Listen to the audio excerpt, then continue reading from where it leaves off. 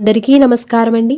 ఈరోజు మన వీడియోలో సంక్రాంతి పండుగలో వచ్చే 3 రోజుల పండుగలో మొదటి రోజైన భోగి రోజున మనము ఏం చేయాలి, పూజ ఏ విధంగా చేసుకోవాలి, అలాగే భోగి స్నానం అవన్నిటిని గురించి కూడా ఈ వీడియోలో అయితే మనం తెలుసుకుందాము.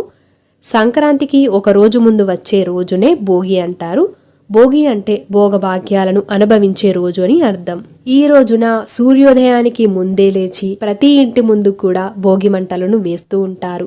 అంటే పాతకు స్వస్తి చెప్పి నూతనత్వానికి స్వాగతం పలుకుతూ భోగి మంటలలో పనికిరాని బట్టలను గాని వస్తువులను గాని వేసి మనకున్న పీడలను అరిష్టాలను తొలగించుకుంటారు. భోగి పండుగ రోజు ముఖ్యంగా ఉదయాన్నే అంటే తెల్లవారుజామున భోగి మంటలను వేస్తూ ఉంటారు. ఆ తర్వాత మనం భోగి స్నానాన్ని ఆచరించాలి. ఆ తర్వాత ఈరోజు ప్రత్యేకంగా గోదాదేవి కళ్యాణం అయితే జరుగుతూ ఉంటుంది. మనము ఇంట్లో గొబ్బెమ్మలను పెట్టి ఇంట్లో పూజ చేసుకున్న తర్వాత మనము గుడిలకు వెళ్ళినట్లయితే రంగనాథ స్వామి గోదాదేవి కళ్యాణాన్ని కూడా చూడవచ్చు. తెల్లవారుజామున అంటే సూర్యోదయానికి ముందే లేచి ఇల్లంతా కూడా శుభ్రం చేసుకొని మన మెయిన్ ఎంట్రెన్స్ని అలాగే అన్నిటినీ కూడా శుభ్రం చేసుకోవాలి. ఆ తర్వాత మనము ఇంటి ముందు 4 గదుల ముగ్గులైతే వేసుకోవాలి. భోగి రోజున తప్పనిసరిగా 4 గదులుండే ధనుర్మాస ముగ్గులు మాత్రమే వేసుకోవాలి. డిజైన్స్ కానీ అవి కానీ వేయకూడదు. అవి మనం సంక్రాంతి రోజు నుండి స్టార్ట్ చేసుకోవాలి. భోగి రోజునైతే తప్పకుండా మనము 4 గదులు వచ్చే ధనుర్మాస ముగ్గులైతే మనం వేసుకోవాలి. ఆ తర్వాత ఈ 3 రోజులు మనం తప్పనిసరిగా ఆవు పేడతో గొబ్బెమ్మలను చేసి మన ఇంటి ముందైతే పెట్టుకోవాలి.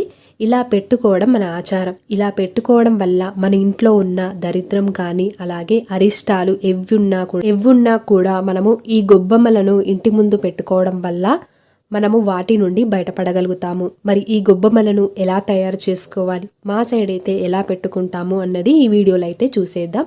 ముందుగా ఆవు పేడనైతే తీసుకోవాలి. ఈ ఆవు పేడలో చిన్నగా గడ్డి కానీ లేదంటే ఏవైనా ఉంటూ ఉంటాయి కదా, వాటన్నిటిని కూడా తీసేసి ఆవు పేడను చక్కగా గొబ్బెమ్మల్లాగా తయారు చేసుకోవాలి.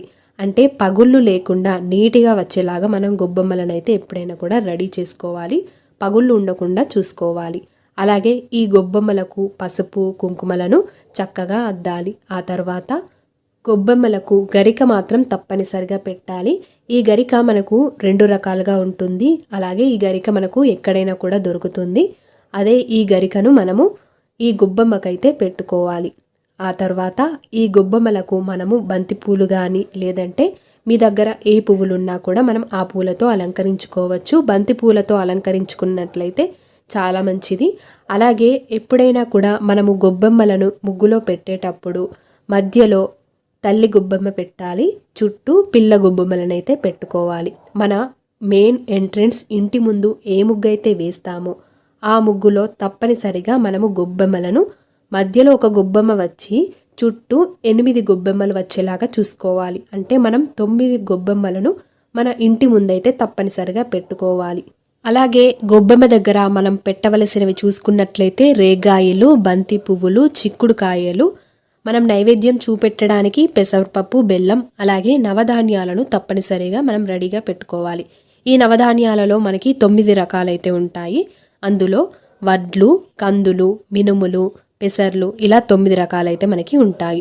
ఇలా మనం అన్నీ కూడా రెడీ చేసుకున్న తర్వాత మనము మన మెయిన్ ఎంట్రన్స్ ముందు ముగ్గు వేస్తాం కదా, మనము భోగి రోజు తప్పకుండా ఈ 4 గదుల ముగ్గు మాత్రమే వేసుకోవాలి. అంటే ఈ ధనుర్మాస ముగ్గు ఈ రోజుతో మనకి ధనుర్మాసం అయితే పూర్తయిపోతుంది. అందువలన మనం ఈ రోజు తప్పనిసరిగా ఇలాంటి ముగ్గు మాత్రమే వేసుకోవాలి. ఇలా ముగ్గు వేసుకున్న తర్వాత మనము మధ్యలో తల్లి గొబ్బెమ్మను పెట్టుకోవాలి. అలాగే చుట్టూ పిల్ల గొబ్బెమ్మలను అయితే పెట్టుకోవాలి. అంతేకాకుండా ఈ తల్లి గొబ్బెమ్మనే మనము గోదాదేవిగాను అలాగే చుట్టూ పిల్ల గొబ్బెమ్మల్ని గోపికలుగాను మనం పూజ చేస్తూ ఉంటాము. మన మెయిన్ ఎంట్రన్స్ ముందు తప్పకుండా ఇలా అయితే మనం గొబ్బెమ్మలను అయితే పెట్టుకోవాలి. ఆ తర్వాత రేగాయలను ఒక 2 ప్రతి గొబ్బెమ్మ దగ్గర పెట్టుకోవాలి. ఆ తర్వాత నవధాన్యాలను కూడా తప్పనిసరిగా మనం గొబ్బెమ్మల దగ్గర అయితే పెట్టుకోవాలి. ఆ తర్వాత మనం చిక్కుడుకాయలను పెట్టుకోవాలి. చిక్కుడుకాయలు ఒక 2 పెట్టుకుంటే సరిపోతుంది. ఈ వస్తువులన్నీ కూడా మన ఇంట్లో ఉన్న పీడనంతా కూడా తీసేయడానికి చాలా బాగా యూజ్ అవుతాయి. ఆ తర్వాత మనము కొన్ని బంతి పూల రెక్కలను గొబ్బెమ్మల మీద చల్లుకుంటూ మనము ఈ పూజ అయితే మనం చేసుకోవచ్చు. ఇలా మనము పెళ్లి కాని అమ్మాయిలు చేసినట్లయితే వారికి కోరిన వరుడు అలాగే మంచి వరుడు వస్తాడు. అదే పెళ్ళైన అమ్మాయిలు చేసినట్లయితే వారి భర్త ఎప్పుడు కూడా ఏ ప్రమాదాలు రాకుండా అమ్మాయి సుమంగలిగా ఉంటుంది. అలాగే సంతానం కూడా బాగా అభివృద్ధిలోకి వస్తుంది. అలాగే మనము ఈ గొబ్బెమ్మలకు ధూపాన్ని చూపెట్టి నైవేద్యాన్ని కూడా సమర్పించి ఆ తర్వాత హారతిని కూడా సమర్పించాలి. హారతిని గొబ్బెమ్మలకు చూపెట్టి ఆ తర్వాత మనం ఈ ముగ్గు చుట్టూ 3 చుట్లయితే తిరగాలి. కొందరు పాట పాడుతూ అయితే ఈ ముగ్గు చుట్టూ తిరుగుతూ ఉంటారు. పాట వచ్చినట్లయితే పాట పాడొచ్చు. పాట రాని వాళ్ళైతే నార్మల్గా 3 చుట్లు తిరిగి ఆ తర్వాత ఇంట్లోకైతే వెళ్ళవచ్చు. అలాగే ఈ గొబ్బెమ్మలను మనము తులసీదేవి దగ్గర అలాగే మన మెయిన్ ఎంట్రన్స్ కడప దగ్గర కూడా ఇలాగే పెట్టుకోవాలి. మరి ఈ గొబ్బెమ్మలను ఏ టైంలో తీసేయాలి అన్నది చూసుకున్నట్లయితే సాయంత్రం 3 నుండి 4 గంటల లోపు తీసేసి చెత్త కుండీలో పడేయకుండా చెట్లలో వేయవచ్చు. ఇవి చెట్లలో వేయడం వల్ల చెట్లకు ఎరువులాగా పనికి వస్తుంది. అంతేకాని మనం ఇలా పూజ చేసుకున్న గొబ్బెమ్మలను చెత్త కుండీలో అయితే పడేయకూడదు. అలా పక్కన పెట్టుకున్న గొబ్బెమ్మలు ఆ తర్వాత మనం ఊడ్చుకోవచ్చు. అలాగే తెల్లవారుజామున ఉదయం మనం గొబ్బెమ్మలు పెట్టిన తర్వాతనే ఇంట్లో దేవుడి మందిరంలో దేవుడి పటాలను శుభ్రం చేసుకునే వాళ్ళు శుభ్రం చేసుకొని దీపారాధన అయితే చేసుకోవచ్చు. ఎందుకంటే మనము దేవుడి రూములో మనం పూజ చేసుకొని బయట గొబ్బెమ్మలను పెట్టే వరకు మనం బయట చేయడం లేట్ అవుతుంది. కాబట్టి ముందు మనం బయట చేసుకొని ఇంట్లో కూడా చేసుకోవచ్చు. అలాగే ఈ గొబ్బెమ్మలని ఎప్పుడు కూడా మనము తెల్లవారుజామున పెట్టుకున్నట్లయితే చాలా మంచిది.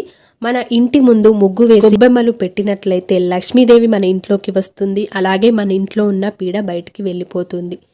ఎవరు పెట్టినా పెట్టకపోయినా మన ఇంటి ముందు ఇలా ముగ్గు వేసి గొబ్బెమ్మలు పెట్టినట్లయితే లక్ష్మీదేవి తప్పకుండా వస్తుంది. భోగి రోజున ఈ గొబ్బెమ్మలను మనము ఎంత ముందు వీలైతే అంత ముందు మన ఇంటి ముందు పెట్టుకున్నట్లయితే చాలా మంచిది. మరి ఈ వీడియో మీకు నచ్చినట్లయితే తప్పకుండా మీ యొక్క లైక్తో నాకు సపోర్ట్ని అయితే తెలియజేయండి. అలాగే పండుగలను గురించి పంచాంగం గురించి ముందే తెలుసుకోవడానికి మన ఛానల్ని సబ్స్క్రైబ్ చేసుకొని పక్కనే ఉన్న బెల్ ఐకాన్ని క్లిక్ చేసి ఆల్ అనే ఆప్షన్ని క్లిక్ చేయడం వలన నేను ఏ వీడియో పెట్టినా మీకు నోటిఫికేషన్ రూపంలో అయితే వస్తుంది. ధన్యవాదములు.